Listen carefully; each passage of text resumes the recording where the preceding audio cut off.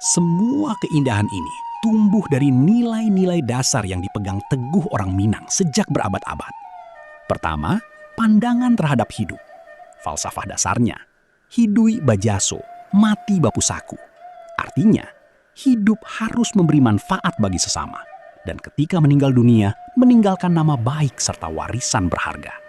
Seperti perumpamaan, gajah mati meninggalkan gading, harimau mati meninggalkan belang, manusia mati meninggalkan nama. Kedua, pandangan terhadap kerja. Kerja adalah kewajiban dan kehormatan.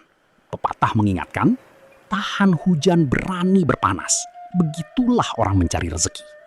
Semangat ini membuat orang Minang dikenal ulet, kreatif, dan berhasil dimanapun berada, baik di kampung halaman maupun di rantau.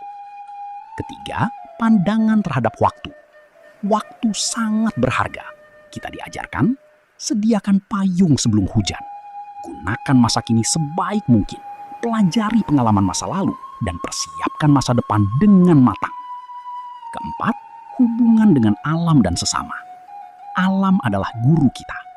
Adat yang benar adalah indak lapuk dek hujan, indak lekang dek panas. Kekal dan benar selamanya. Kepada sesama berlaku prinsip. Nan tuwo dihormati, nan ketek disayangi. Sama besar diajak berkawan.